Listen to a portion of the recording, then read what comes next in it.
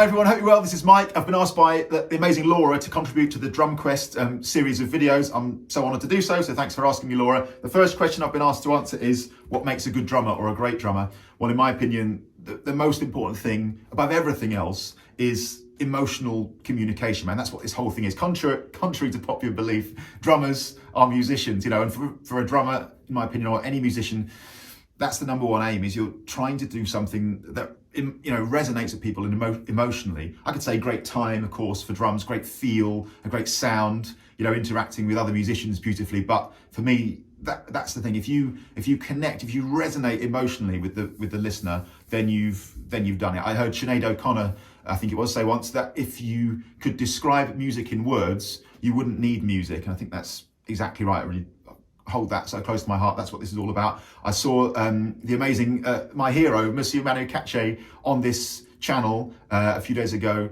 and his playing on the record Secret World Live, Peter Gabriel. For me, that absolutely sums up what I'm talking about here. It's exciting, it's exuberant, it makes me feel uplifted. It just takes me somewhere beyond even words can describe. And I think that's at its best, that's what music does to us. It matters to me. It just makes me feel a certain way, and it just takes me somewhere unbelievable. It takes me somewhere otherworldly. And I love to read, I love to play sport, I love to do all sorts of different things. But music at its best, when a musician gets it right in that way and it resonates with you, then there's just nothing else like it. And for me, that's certainly what I'm doing here, sitting at an instrument, and that's, I think for a lot of people, that's the thing. So it's not even that specific about a drummer, but just emotional communication, man. That's what it boils down to.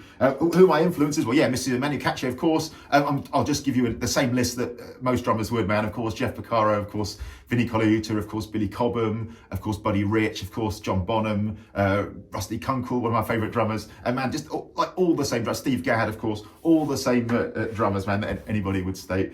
And even drummers, I mean, I love drumming, even if it's just nothing particularly over the top or particularly like drummy. Do you know what I mean? Just a beautifully played bit of drumming in a pop song can do it for me in just the same way.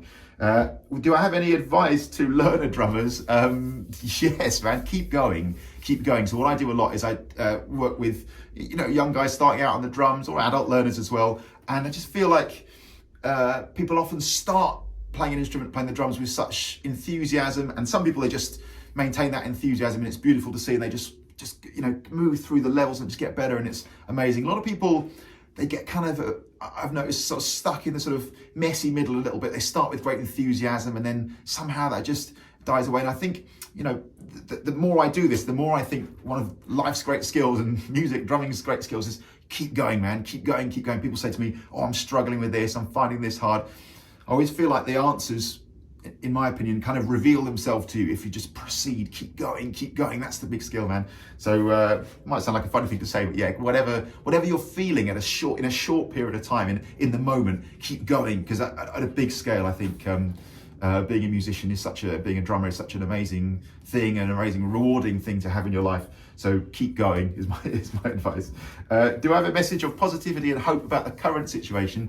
I suppose I do. Obviously, it sucks, man. There's no way around that. Like, us being unable to go and do the thing that we love, like play our instrument to people, is crushing, of course, for this period of time. But there's a million and one things we can do. We can stay home, we can practice, we have the internet, which is incredible. I always think, compare what it's like having this COVID situation now to what it would have been like in the 1970s or the 1980s, or basically any other period of time for musicians, where you just wouldn't be able to communicate. Maybe you could call someone, you could write to them, but at least we can do this, man. Like, yeah, it sucks, but we can only do what we can do, right? That's firmly in the category of things we can't choose, isn't it? So at least we can play, we can communicate with each other, we can show each other what we're doing, we can collaborate online. It sucks, but at least we have this, man. At least we have this, which is massive when you think about it, in my opinion.